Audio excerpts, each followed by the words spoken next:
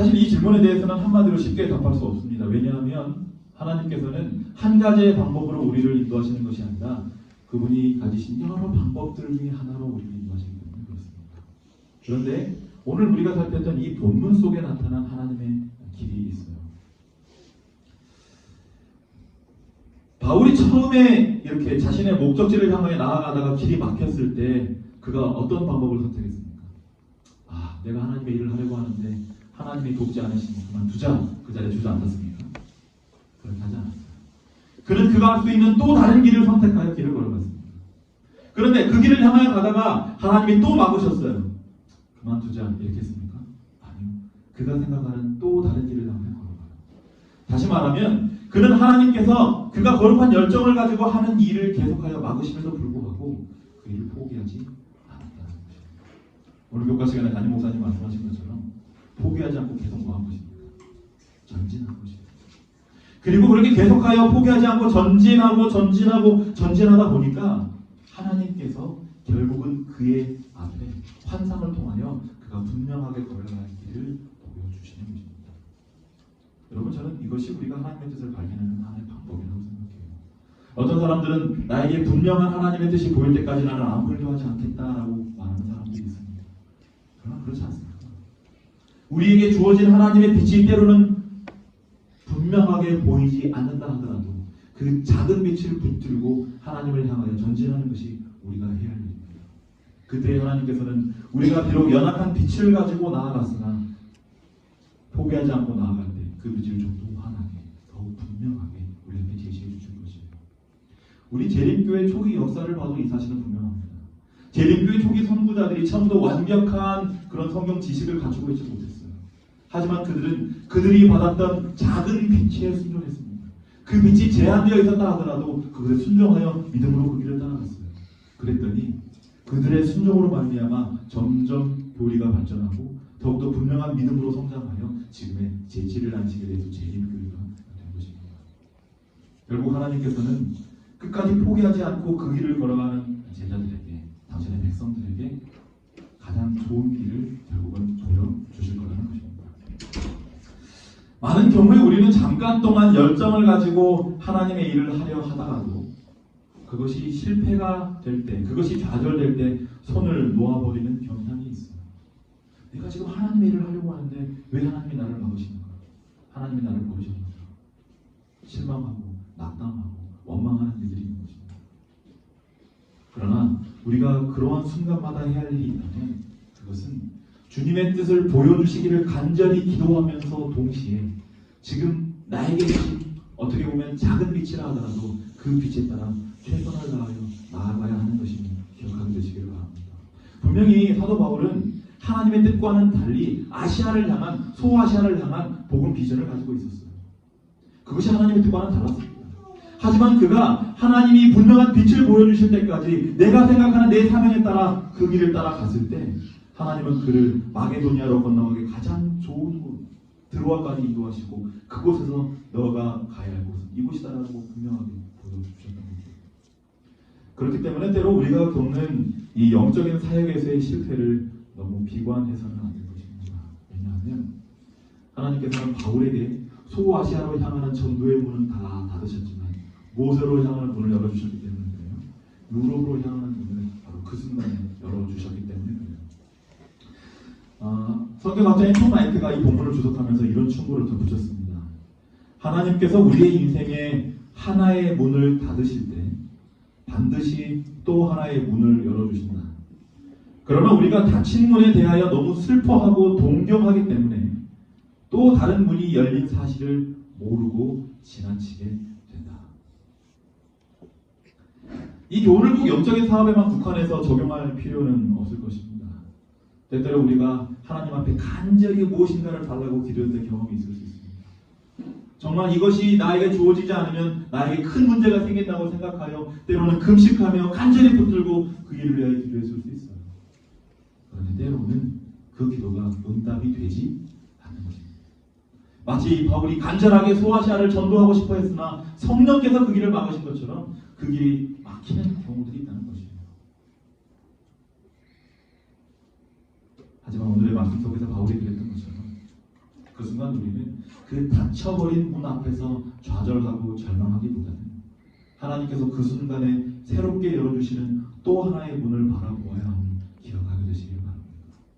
하나님께서 우리에게 하나의 문을 막으시면 반드시 또 하나의 문을 열어주십니다. 그 하나의 문이 막히면 우리는 아무것도 할 수 없고 이제는 모든 것이 실패하여 더 이상 일어날 힘이 없다고 여겨지는 그 순간에 우리가 믿음의 눈을 들어 하나님을 바라보면 하나님께서는 분명히 새롭게 열려진 또 하나의 문을 우리에게 보여주실 것입니다. 우리에게 믿음의 눈이 필요한 이유가 바로 여기 있는 것이죠. 그리고 하나님께서 열어주신 그 길은 사도 바울의 길이 과거의 어떠한 길보다 주님을 만나 변화된 그 길이 정말 좋은 길이었던 것처럼 우리가 기도하고 간절히 원했던 길보다 더 좋은 길이 될 수 있음을 믿게 되기를 간절히 바랍니다. 하나님께서는 이처럼 담의 세계에서도 그리고 소아시아에서도 당신의 종의 앞길을 막으셨어요. 왜냐하면 그가 생각했던 그 좋은 길이 하나님이 그에게 주고 싶으셨던 좋은 길, 꽃길이 아니었기 때문에 그렇습니다. 그러나 사도 바울은 그 순간마다 하나님께서 그에게 보여주시는 그 길을 순종하고 믿음으로 순종하여 그 길을 따르고 결국은 우리에게 가장 가치 있는 길, 꽃길을 걸어가는 사람으로 기억되게 되었습니다. 오늘 우리가 걸어야 할 길, 그리스도의 길이 걸어야 할 길이 있다면 그것은 순종의 길입니다. 하나님은 우리를 향해 주시는 더 좋은 길을 믿음으로 따라가는 그것이 바로 성경이 말하는 그리고 하나님이 우리에게 원하시는 꽃길을 걷는 자의 바른 태도임을 우리는 잊지 말아야 하는 이유가 여기 있는 것이죠. 그러므로 사랑하는 모든 성도들이시여 성령의 음성에 순복하여 순종의 길, 꽃길을 걷는 주의 자녀들 되기를 간절히 바랍니다. 그런데 이런 과정을 거쳐서 걸었던 그의 평생의 길은 사실 이 꽃길이라고 하기에는 너무나 힘든 길이었다는 것을 우리는 잘 알아요. 왜 그렇습니까? 사도 바울의 그런 전도 여정이 평탄했습니까? 아니면 너무나 힘든 여정이었습니까? 정말 사도 바울의 여정은 성경에서 그가 증언하는 것처럼 전혀 평탄하지 않았어요. 죽을 뻔하고 사람들에게 배신당하고 때로는 사람들에게 조롱받는 길이 바로 그가 걸었던 길입니다. 그런데 그게 무슨 꽃길이 있는 거죠? 그죠? 세상 사람들의 눈에 보면 그는 정말 꽃길을 포기하고 정말 맨 바닥에 헤딩하는 그런 사람처럼 흙길을 걸어간 사람으로 기억되는 것입니다. 그의 인생의 마지막도 그랬어요. 전도자로 평생을 살아가고 그의 최종 목표가 로마로 가는 것이었는데 로마로 갈 때 그가 어떤 모습으로 갔는지 우리는 잘 알고 있습니다. 그가 전도자로서 당당하게 복음을 외침해 갔습니까? 아니요. 죄수의 몸으로 갔습니다. 자유하게 평생 복음을 전했다는 사도 바울이 죄수의 신분이 되어서 로마로 건너가는 것입니다. 그런데 사도행전의 마지막 장에 기록된 짤막한 하나의 이야기는 그의 길에 함께 하시고 그를 위로하시는 하나님의 사랑의 모습을 보입니다. 사도행전 28장 14절과 15절에 이런 기록이 있습니다. 거기서 형제를 만나 저희의 청함을 받아 이래를 함께 유하다가 로마로 갑니다. 거기 형제들이 우리 소식을 듣고 앞비오 저자와 상관까지 맞으러 오니 바울이 저희를 보고 하나님께 살해하고 담대한 마음을 얻습니다. 바울이 로마로 들어가는 일이 결코 평탄하지 않았습니다. 우리가 아는 그 풍랑을 만나 바울이 죽을 뻔했던 것이 바로 로마로 가는 길에 있었어요. 정말 죽을 뻔한 것입니다. 그런데 거기에 내려서도 로마까지 걸어가는 길이 짧지 않았어요. 그 본문 15절에 보면 사랑하는 형제들이 앞비오 저자와 상관까지 맞으러 나왔다는 그런 기록이 있는데 이 앞비오 광장은 로마에서 65km 정도 떨어진 그런 광장입니다. 이 광장이 사실은 굉장히 의미 있는 곳이에요. 왜냐하면 그 로마의 장군들이 외부에 나가서 적들과 싸워서 승리했을 때에 개선을 합니다. 그때에 사람들의 개선 행사, 환영 행사가 벌어지는 곳이 바로 이 앞비오 저자 광장이었습니다. 그러니까 생각해보면 지금 이 바울이 지금 이렇게 들어오면서 형제들의 관심을 받았던 이 일들이 사실은 죄수의 신분으로 들어왔지만 굉장히 큰 축복의 길이었음을 우리가 여기서도 짐작할 수 있는 것입니다. 이 15절에 사용된 맞으러 오다라는 말도 그 당시에 어떤 도시의 대표단이나 왕이나 장군을 맞이할 때 사용되는 말이었습니다. 그러니까 지금 사도 바울은 죄수의 신분으로 걸어가기는 하는데 열렬한 환영을 받는 것과 다름없는 모습이에요. 사도행전 448페이지부터 449페이지까지 이 광경이 아주 감동적으로 기록되어 있는데 이 기록을 좀 읽어드리겠습니다. 마침내 여행자들은 로마에서 40마일 떨어진 아비오 저자에 도착했다. 그들이 큰 도로에 모인 무리들 사이를 지나갈 때 냉담하게 보이는 죄수들의 무리와 함께 사슬에 매인 백발의 노인은 많은 경멸의 시선을 받았으며 많은 격렬한 조롱의 대상이 되었다.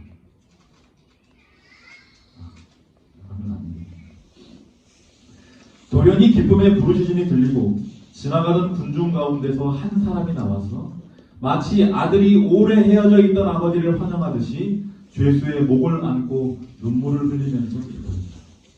사랑스러운 기대로 눈들이 예민하여진 많은 사람들이 이 사슬에 매인 죄수가 고린도에서 빌립보에서 에베소에서 그들에게 생명의 말씀을 전하던 사람임을 분별하였을 때 거듭거듭 이런 광경이 반복된다. 온정이 넘친 제자들이 간절한 마음으로 그들의 복음의 아버지 주위로 모여들자 일행 전체가 정착이 된다. 군사들은 지체되는 것이 초조했으나 이 즐거운 회합을 방해할 마음은 없었다.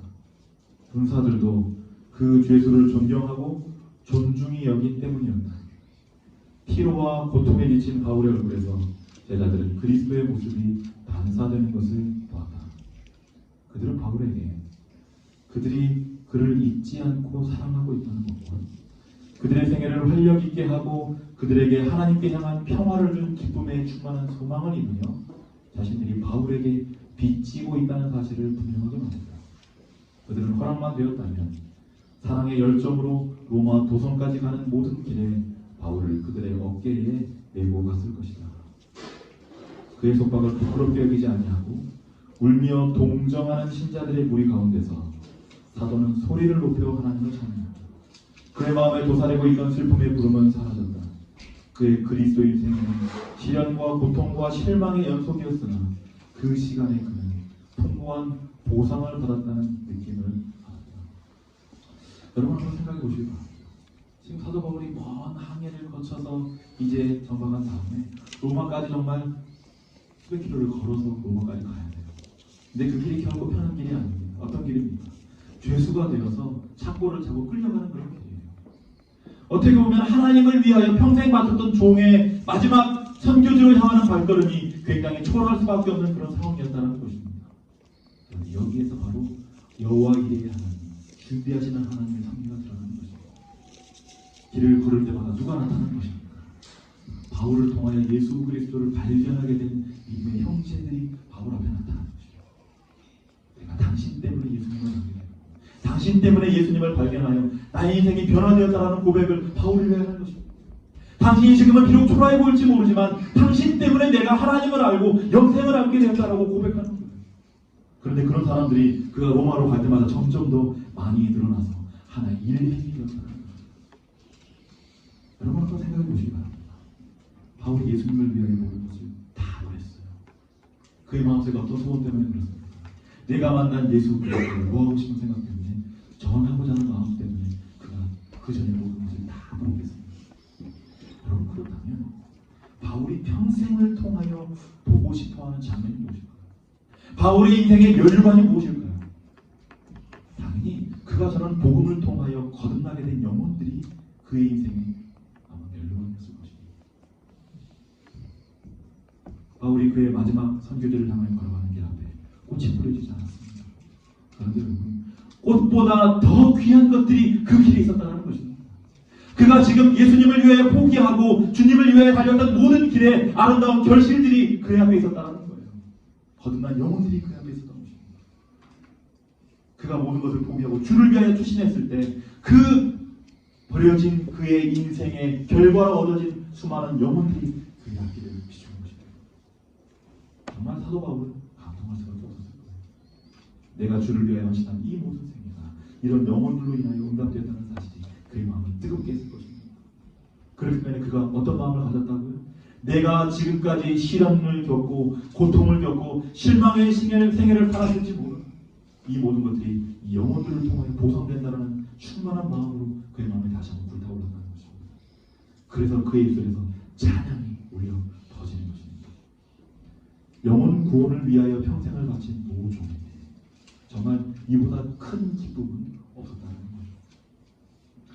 비록 길에 꽃이 뿌려지고 사람들의 행가래가 있지는 않았을지라도 하나님께서는 이처럼 먼 길을 돌아온 바울에게 가장 큰 기쁨의 선물을 준비하셔서 그에게 용기를 주고 그가 이제는 마지막 확신 속에서 마지막 사역을 위하여 나아갈 수 있도록 이렇게 복음을 다시 한번 전할 수 있는 힘을 주셨다는 것입니다. 그렇다면 성도 여러분, 우리의 꽃길은 무슨 길입니까? 주님을 위하여 평생을 살겠다고 결심한 우리를 향한 꽃길은 무엇이겠습니까? 저는 바울의 생애가 우리에게 보여주는 것처럼 주님을 위하여 복음을 전하고 때로는 그 복음 때문에 이 땅에서 어려움을 당한다 할지라도 끝까지 포기하지 않는 것이 우리가 걸어갈 꽃길이라고 생각합니다. 그것이 우리에게 주어진 꽃길입니다. 세상에서는 그 길이 정말 어려운 길처럼 보이고 어리석은 길처럼 보일지라도 그 길이 우리에게 주어진 가장 좋은 길입니다. 그리고 우리가 그 길을 끝까지 걸어갈 때 사도 바울의 마지막 여정에 하나님께서 정말 영광스러운 영혼들을 통한 그에게 기쁨을 허락하셨던 것처럼 하나님께서도 우리에게 생명의 면류관을 가지시고 우리에게 네가 평생 걸어간 그 길이 결코 헛된 길이 아닙니다. 너를 통하여 거듭난 수많은 영혼들을 보라. 네가 그들의 영적인 아버지가 되었고 그들을 위하여 너의 모든 것을 바쳤으니 그들이 너희를 통하여 하늘나라에 들어오게 되리라. 이런 영광의 축복들이 우리 주님께서 우리에게 주신 거라는 것을 우리가 알아야 할 것입니다. 우리가 천국을 향해 걸어갈 때 천국 문에서 주님께서 서 계시니 이렇게 말씀하실 겁니다. 그동안 고생했다. 너희가 걸었던 길이 쉽지 않은 길이만 아니다. 그러나 너의 수고 때문에 너의 뒤를 따라 너와 함께 걸은 수많은 영혼들 너희들이 결코 헛된 것이 아니다. 주님께서 말씀하실 것입니다. 이 자리에 앉아있는 우리 모두가 정말 신앙의 길이 결코 쉽지 않은 길임을 잘 아는 사람들이라고 생각합니다. 때로는 그것이 교회에서 하는 사역이 우리를 정말 이렇게 힘들게 만들 수도 있습니다. 때로는 내가 개인적으로 겪는 여러 가지 고통들이 나를 신앙하기 어렵게 만들 수도 있습니다. 그러나 주님께서 우리가 이 길을 끝까지 걸어갈 때 분명한 승리의 길, 축복의 길을 주실 것을 믿음으로 바라보시면서 오늘도 우리에게 맡겨진 이 꽃길을 믿음으로 걸어가시는 주의 자녀들 되시기를 바라면서 말씀을 마치겠습니다.